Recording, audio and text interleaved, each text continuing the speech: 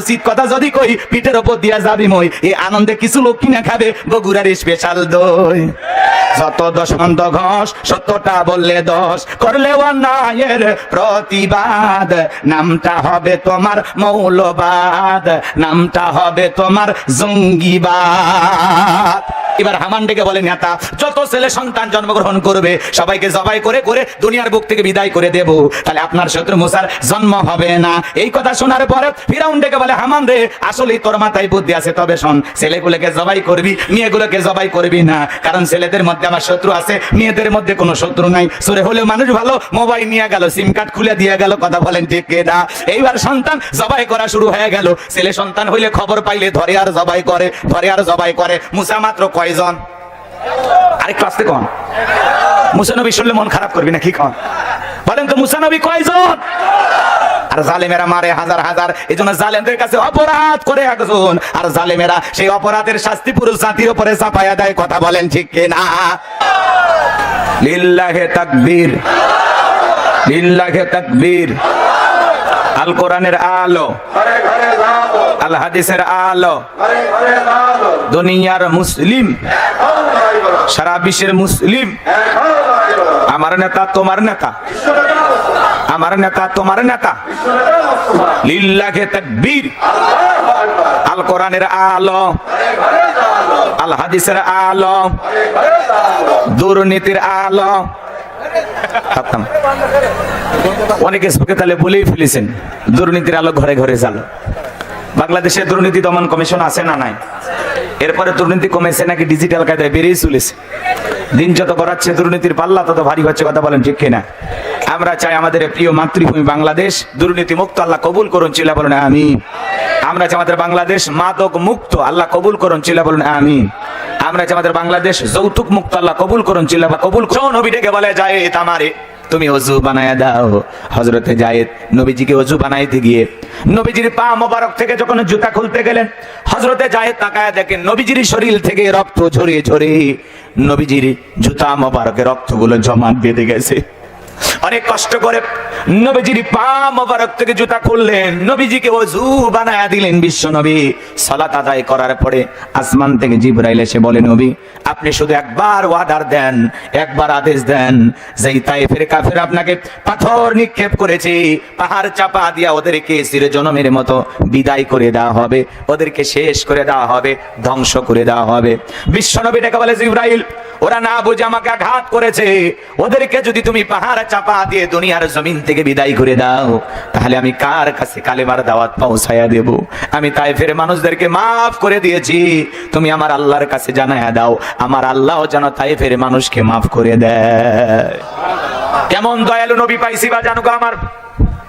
নবীজি যখন তাইফ থেকে ফিরে মক্কায় চলে গেলেন, 19 দিন পর্যন্ত আসমান থেকে নতুন কোন আয়াত কারিমা নাজিল হয় না, জিবরাইল আসে না, নতুন কোন আয়াত বা সূরা পাঠ করে নবীজিকে শোনায় না। কাফেররা সমালোচনা শুরু করে দিল। সাহাবায়ে কিরামদেরকে ডেকে বলে, ও নবীর সাহাবীরা, কি ব্যাপার তোমাদের নবী তো নতুন কোন আয়াত পাঠ করে তোমাদেরকে শোনায় না, নতুন কোন সূরা পাঠ করে শোনায় না, নাকি নবীর উপরে যে জিন ভর করেছিল সেই জিনটা বিদায় নিয়েছে? জোরে কোন নাউজুবিল্লাহ। কাফেররা সমালোচনা শুরু করে দিল, ও নবীর সাহাবীরা, কি ব্যাপার তোমাদের নবী তো নতুন কোন আয়াত বা নতুন কোন সূরা পাঠ করে আমাদেরকে শোনায় না, নাকি নবীজির আল্লাহ তাকে ভুলে গেছেন? জোরে কোন নাউজুবিল্লাহ। এইভাবে তারা সমালোচনা করতে লাগলেন।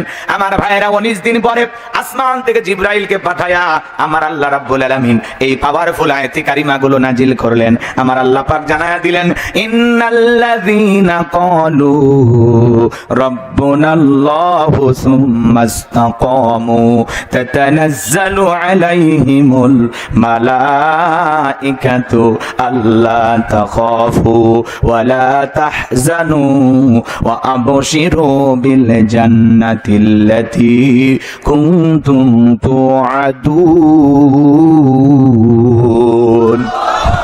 আমার আল্লাহ রাব্বুল আলামিন জানিয়ে দিলেন, ইন্নাল্লাযীনা ক্বালু রাব্বুনাল্লাহ, নিশ্চয় যারা বলে আমি তাদের রব, সুম্মাস্তাকামু, এই কথার উপরে যারা ইস্তেকামাত থাকে, অবিচল অটল থাকে, তাতানাজ্জালু আলাইহিমুল মালাইকা, আসমান থেকে ফেরেশতা নাজিল হয়। ফেরেশতা নাজিল হয় 3 সময়। কয় সময়?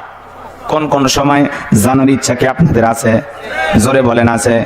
ফেরেশতা নাজিল হয়ে ডেকে বলে আল্লাহ তাখাফু, ভয় পেও না, ওয়ালা তাহজানু, চিন্তা করো না, ওয়া আবশিরু বিল জান্নাতিল্লাতী কুনতুম তুআদুন। তোমাদের যে জান্নাতের প্রতিশ্রুতি দেওয়া হয়েছে, যে জান্নাতের ওয়াদা দেওয়া হয়েছে, সেই জান্নাত পেয়ে তোমরা আনন্দিত হও, সেই জান্নাত তোমরা গ্রহণ করো। বলুন সুবহানাল্লাহ। এটা হলো আয়াতের সরল অনুবাদ। এবার চলেন আমরা মূল তাফসিরে চলে যাই। রাত গভীর হয়েছে, ভূমিকা এদিক সেদিক দিলাম না, ডাইরেক্ট কিছু কথা বলতে চাই। কষ্ট হচ্ছে ভাই? একটু মনোযোগ দিয়ে শুনবেন। আল্লাহ তাআলা জানিয়ে দিলেন ইন্নাল্লাযীনা ক্বালু রাব্বুনাল্লাহ, নিশ্চয়ই যারা বলে আমি তাদের রব, সুম্মাস্তাকামু, এই কথার উপরে যারা ইস্তেকামাত থাকবে, দৃঢ় থাকবে, মজবুত থাকবে। আমার ভাইরা শোনেন, আপনাদের এলাকায় রাস্তা নাই, রাস্তার দুই ধার দিয়ে গাছ লাগানো হয় না? কথা বলেন না কেন?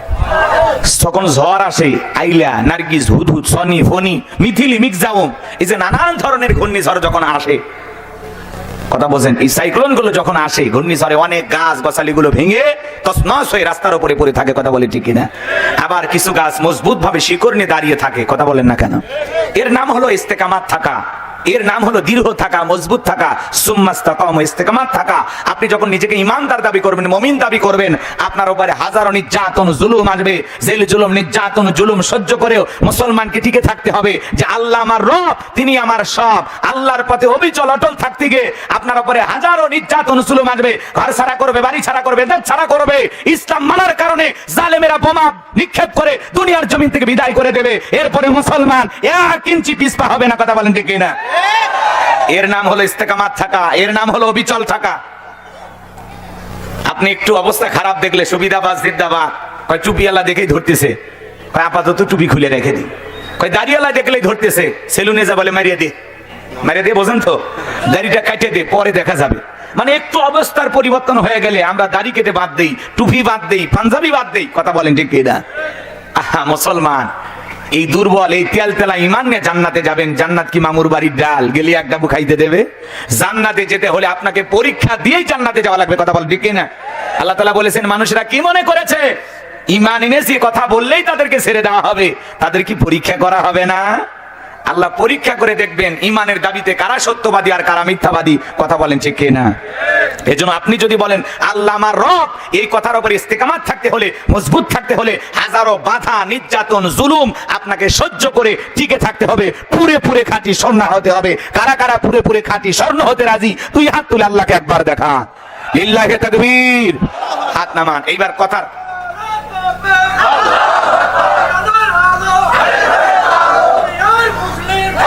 আমার ভাইয়েরা গভীর মনোযোগ। যে কথা বলতে চাচ্ছিলাম আল্লাহ রাব্বুল আলামিন জানিয়ে দিলেন ইন্নাল্লাযীনা ক্বালু রাব্বুনাল্লাহ।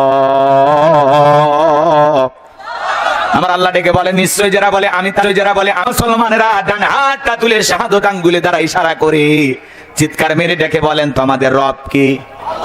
সবাই ডান হাত তুলে সাক্ষী দেন। এই সাক্ষী যদি আল্লাহ তাআলা কবুল করে এটাই জান্নাতে যাওয়ার ওসিলা হতে পারে। বলেন তো বাজেন আমাদের রব কে? আরেকটু জোরে ডাকতে বলেন আমাদের রব কে?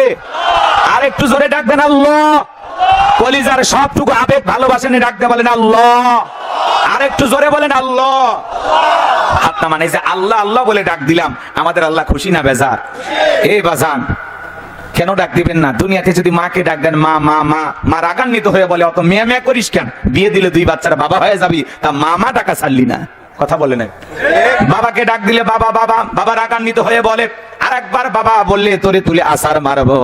ভাইকে যদি ডাক দেন ভাই লিটন ভাই, শাহাদত ভাই, রুবেল ভাই, বলে আর এক ভাই ভাই বললে তোর খবর আছে। কথা কয় না কে?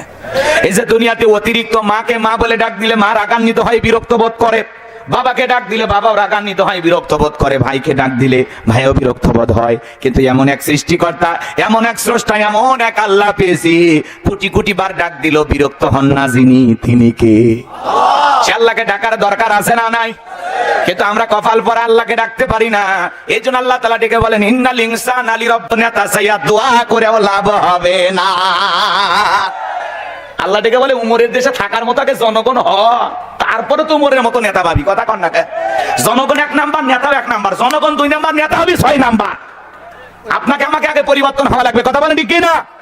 তালুকদার বংশের মতো কলিজাটা যদি বড় হয়, হাত তুলে বলতে পারবেন নির্বাচন কেন্দ্র করে জীবনে কোনোদিন চা বিড়ি পান সিগারেট কোন নেতার কাছে খাবেন না। দেখি তো কার কার কলিজা আছে, হাত তুলে দেখান তো দেখি। দেখি কার কলিজা বড়।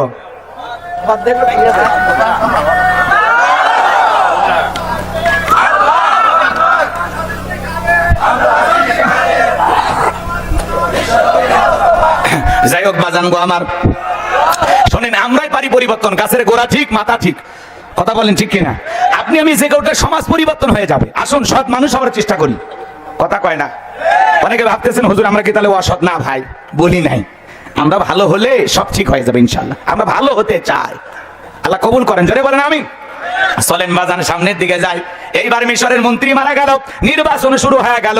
আগে তো জনগণের মন কাইরা নিয়েছে, এবার সমস্ত জনগণ সমর্থন দিয়া ওই কাবুজ নামের ফিরাউনকে মিশরের মন্ত্রী বানায় দিল। আল্লাহর খেলা বোঝা বড় দায়। ওই দেশের যিনি বাদশা ছিল, বার্ধক্যজনিত কারণে অল্প সময়ের ব্যবধানে বাদশা মারা গেল।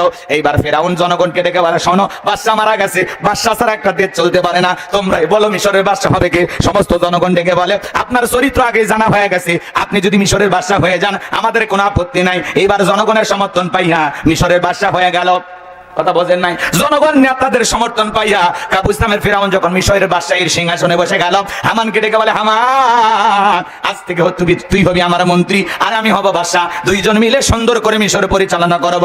এই হামানের মাথায় কোনো চুল ছিল না, টাকওয়ালা টাকো হামান, সাথে মান নাই বাম্পার লট, পুরো মাথা ছিল ভারতের দমদম এয়ারপোর্ট। এইবার ক্ষমতার চেয়ারে বসার পর ফিরাউন রাতের পর রাত চলে যায়, ঘুম আসে না, আজেবাজে স্বপ্ন দেখে ঘুম থেকে লাফা ওঠে। নেতার চোখে কোনো ঘুম নাই, ক্ষমতা পাইছে ঠিকই, চোখে কি নাই, কথা বোঝেন নাই মনে হয়? ঘুম কার দেওয়া নিয়ামত, কথা কন না কা? ধনী কয়েকটা ট্যাবলেট খায় ঘুমায়, রাতে 2টার দিকে ওইটা সিসি ক্যামেরার ফুটেজ তালাশ করে, কেউ ঢুকছে না কেউ কোপানের জন্য। জুলুম করছে যে, বোঝেন, ওর প্রত্যেকটা টাইসে ইটে খালি জুলুমের গুন্ড, মানুষের রক্ত চুষে কোটিপতি হয়েছে, কথা কয় না? ভয় করে, সিসি ক্যামেরায় রাত 2টার দিকে দেখে। আর গরিব আলু ভর্তা খাইয়া ভোগ করলো না, এমন ঘুম পারে মাঝে মাঝে ফজরে টের পায় না, কথা কন ঠিক কিনা? ঘুম কারা দিয়ে আনিয়ামত। গরিবের 2টা জিনিস স্পেশাল, একটা হলো ঘুম আর একটা খাওয়া রুচি। ধনীর সামনে 1000 রকমের খাবার কাটি, চর্বি বেশি, গরুর গোস্ত কয় নিষেধ আছে। গরিব খালি তাকায় দেখার বলে চলবি না, বলে একবার দিয়া দেখ, ধান ভাঙ্গা অটো মেশিনের মতো সব সাবার করে দেব, কথা কন ঠিক কিনা? গরিবের খাবার রুচি আছে, কেনার টাকা নাই। ধনীর কেনার টাকা আছে, খাবার রুচি নাই, খাইলেই বেশি বাঁচবে কম। কথাকে বুঝতে পারছেন? ওই দিকে আর যাবো না, কষ্ট আপনাদেরকে দেবো না বাজান গো আমার। এইবার ফেরাউনের দরবারে জ্যোতিষী ছিল 400, কত 400 জ্যোতিষী। এর মধ্যে লিডার ছিল, নাম হলো দবিরা, বয়স হলো 320 বছর। দবিরাকে ডেকে বলে, দবিরা ভাগ্য গবেষণা করে দেখ, কেন জানি রাতের বেলায় ঘুমাইতে পারি না। এইবার দবিরা ভাগ্য গবেষণা করে বলে, নেতা যদিও ছিলেন তরমুজের ক্ষেতের লেবার, সেখান থেকে গোরস্থানে দারোয়ান, এরপরে মন্ত্রী, বর্তমান রানিং বাদশা, আঙ্গুল ফুলা কলার গাছ, কিন্তু আপনার ভবিষ্যৎ জীবন বড় অন্ধকার। আগামী 3 মাসের মধ্যে বনি ইসরাইল সম্প্রদায়ের ভিতরে মুসা নামের একটা ছেলে জন্মগ্রহণ করবে। ওই মুসার কারণে রাজত্ব পাওয়ার ক্ষমতা থাকবে না নেতারে, এমনকি আপনার জীবন যাওয়ার সম্ভাবনাও দেখা যায়। এই কথা শোনার পরে ফিরাউনের মাথা ঠান্ডা না গরম, কথা বলেন না কেন? যদি বলতো মুসা আসবে, খানকা বানাবে, পয়সা পয়সা জিকিরি করবে, নামাজ পড়বে, তাহলে মাথা গরম করতো না। ফিরাউন পারলে সরকারি খরচে খানকা শরীফ বানায় দিতে, কথা বলেন ঠিক কিনা? আজও পৃথিবীর জমিনে তাকায় দেখেন, যারা খানকায় বসে লাফালাফি করে জিকিরি করে, পানির ভিতরে জ্বললে বাতি ঝড় বাতাসেও নেবে না, ল্যাংটা বাবার মুরিদ হইলে নামাজ রোজা লাগে না। এরকম ভণ্ড আছে না নাই? এ বাজান গো আমার, যেই পিসাই বলবে নামাজ রোজা লাগে না, ওইটা পিন্না টাটকা শয়তান। কয় সিজদার মধ্যে একটা সিজদা দিবি, জান্নাত পার হয়ে জাহান্নামের তলে পড়ে যাবি। আজকে মাজার গুলো হলো গাঁজা খাওয়ার নিরাপদ জায়গা। গাঁজার কলকিতে টান মারে এমন ধুয়ে ছেড়ে দেয়, রাস্তায় প্রশাসনের লোক দাঁড়িয়ে থেকে বলে মনে হয় ওর সে রান্না চলছে, কথা কয় না। গাঁজা খায়া মোজদারি লাল বানাইছে, টর্চ লাইট মেরে মুখ কোথায় খুঁজে পাওয়া যায় না, বগলে চুল দিয়ে বেরি বাড়ি হয়েছে। এই সুন্দরবনে যদি অবস্থা হয়, বান্দরবনের কি অবস্থা? এরকম ভণ্ড আছে না নাই? লালু বাবা, কালু বাবা, সাদা বাবা, কালো বাবা, শিকল বাবা, নানান ধরনের বাবা আছে। ওই ভণ্ড পীরদের কাছে যাওয়া যাবে না। ভণ্ড পীর যেখানে, আমরা নাই। পীর ছিল শাহজালাল, খানকায় পীর, রাজপথে পীর, নারাই তাকবীর হুঙ্কার দিয়েছে, গৌর গোবিন্দ পালাইতে বাধ্য হয়েছে। এরা হলো পীর। আর এখন সব ডিজিটাল ক্ষীর, মাথার চুলে জট, হাতে গাঞ্জার পটলে বলে পীর। তো ওদেরকে আজকে সাইজ করার সময় নেই। হক্কানি আল্লাহ ওয়ালাদের কাছে যাবেন, অকুনু মা সাদিকিন, তোমরা সত্যবাদীদের সঙ্গে হও, যার পা থেকে মাথা পর্যন্ত নবীর সুন্নাত দিয়ে ঢাকা, যার চেহারার দিকে তাকালে আল্লাহর কথা স্মরণ হয়, যে পীর নিজের ইমামতিতে মুরিদদেরকে নামাজ আদায় করে, এরা হলো আল্লাহ ওয়ালা। কথা বলেন ঠিক কিনা? চলেন সামনের দিকে যাই বাজান গো আমার। আজকেও যারা খানকায় বসে আছে ওদেরকে টার্গেট করা হয় না, যারা কোরআনের হক কথা বলে, কোরআনের সমাজ কায়েম করার কথা বলে, আল্লাহর দিন বিজয়ের কথা বলে, ওদেরকে টার্গেট করে করে ভিতরে ঢুকানো হয়। এখন উচিত কথা যদি কই, পিঠের উপর দিয়া যাবি মই, এই আনন্দে কিছু লোক কিনা খাবে বগুড়ার স্পেশাল দই। যত দশমন্ত ঘোষ, সত্যটা বললে দোষ, করলে অন্যায়ের প্রতিবাদ, নামটা হবে তোমার মৌলবাদ, নামটা হবে তোমার জঙ্গিবাদ। আমার ভাইরা লম্বা করবো না, এইবার ফিরাউন ডেকে বলে হামান এদিকে আয়। হামান রে, এসব কি শুনছি? আগামী 3 মাসের মধ্যে একটা ছেলে জন্মগ্রহণ করবে, ওর কারণে রাজত্ব পাবার ক্ষমতা থাকবে না, এটা তো মেনে নেওয়া যায় না। হামান ডেকে বলে নেতা, টেনশন নেবার কোনো কারণ নাই, মাইট ইজ রাইট, জোরজার মূল্য তার, বাবার রাজত্ব ক্ষমতা আমাদের হাতে, আমরা যা বলবো মিশরের জনগণ তাই মানতে বাধ্য। বলে কি করতে চাস? এইবার হামান ডেকে বলে নেতা, যত ছেলে সন্তান জন্মগ্রহণ করবে সবাইকে জবাই করে করে দুনিয়ার বুক থেকে বিদায় করে দেব, তাহলে আপনার শত্রু মুসার জন্ম হবে না। এই কথা শোনার পরে ফিরাউন ডেকে বলে হামান রে, আসলেই তোর মাথায় বুদ্ধি আছে, তবে শোন, ছেলেগুলোকে জবাই করবি, মেয়েগুলোকে জবাই করবি না, কারণ ছেলেদের মধ্যে আমার শত্রু আছে, মেয়েদের মধ্যে কোনো শত্রু নাই। সরে হলেও মানুষ ভালো, মোবাইল নিয়ে গেল, সিম কার্ড খুলে দিয়ে গেল। কথা বলেন ঠিক কিনা? এইবার সন্তান জবাই করা শুরু হয়ে গেল। ছেলে সন্তান হইলে খবর পাইলে ধরে আর জবাই করে, ধরে আর জবাই করে। মুসা মাত্র কয়জন? আরেকটু আসতে কন। মুসা নবী শুনলে মন খারাপ করবি না কি কন? বলেন তো মুসা নবী কয়জন? আর জালেমেরা মারে হাজার হাজার। এই জন্য জালেমদের কাছে অপরাধ করে একজন, আর জালেমেরা সেই অপরাধের শাস্তি পুরো জাতির উপরে চাপায়া দেয়। কথা বলেন ঠিক কিনা? এইবার সন্তান জবাই করতে করতে 3 মাস অতিবাহিত হয়ে গেল। এইবার দবিরা কেটে বলে, দবিরা ভাগ্য গবেষণা করে দেখো, আমার পথের কাটা মুসা মরল না বাঁচলো। এইবার দবিরা গবেষণা করে বলে, নেতা, যদিও বনি ইসরাইল মায়ের বুল খালি কইরা হাজার হাজার সন্তান জবাই করেছেন, 3টা বর্ণনা পাওয়া যায়। কেউ বলেছেন 20,000, কেউ বলেছেন 24,000, কেউ বলেছেন 80,000। হাজার হাজার সন্তানকে হত্যা করে দুনিয়ার জমিন থেকে বিদায় করে দিয়েছেন, কিন্তু আপনার পথের কাটা মুসা এখনো মরে নাই, মরে নাই, মায়ের কোলে জীবিত আছে, সুস্থ আছে, কিন্তু কোথায় আছে, কোন বাড়িতে আছে, এইটা বলার ক্ষমতা আমাদের নাই। বলেন আল্লাহু আকবার। ওয়া মাকারু ওয়া মাকারাল্লাহ ওয়াল্লাহু খায়রুল মাকিরিন। খেলাকার আল্লাহ চাই মুসারে বাঁচাইতে, আর ফিরাউন চাই মারতে। আর 14 গোষ্ঠী এক জায়গায় হয়ে কিছু করতে পারবে? এ বাজান গো আমার, ভালো করে বোঝার চেষ্টা করবেন। এইবার ফিরাউন সেনাবাহিনী দরদকে বলে, এলাকায় ছড়িয়ে পড়ো, তন্ন তন্ন করে খোঁজো, সিরিন অভিযান চালাও, যে জায়গায় মুসারে পাইবা ধরবার জবাই করবা, আমার মাথার টেনশনটা তাড়াতাড়ি করে দূর করো। একদল সেনাবাহিনী মুসা নবীর বাড়ির দিকে রওনা করেছে। মুসা নবীর বড় বোন নাম তার মারিয়ম, ডেকে বলে, মা, ওই যে ফিরাউনের সেনাবাহিনী দেখা যায় মা, আর বুঝি ভাইকে বাঁচানো গেল না? ভাইকে তুমি কই লুকিয়ে রাখবা? মুসা নবীর মা সন্তানকে কোলের মধ্যে নিয়ে এদিক সেদিক দৌড়ায়। কে যেন ইলহামের মাধ্যমে গাইব আওয়াজ দেয়, বলে, মুসার মা, চুলার ভিতরে তোমার ছেলেটাকে ফেলায় দাও, কথা দিলাম গো, তোমার ছেলেকে আবার তোমার কোলে ফেরায় দেব। বলেন আল্লাহু আকবার।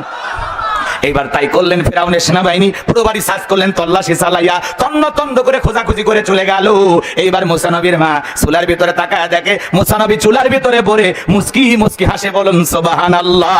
সন্তানটাকে কোলের মধ্যে নিয়ে গালে মুখে চুমা খায়। আবারও কে যেন আওয়াজ দে, বলে, মুসার মা, আর কতদিন জালেমদের ভয় লুকিয়ে রাখবা? সিন্ধুক একটা বানায়া দরিয়ার বুকে ভাসায়া দাও, কথা দিলাম গো, তোমার ছেলেকে আবার তোমার কোলে ফেরায় দেব। বলেন আল্লাহু আকবার।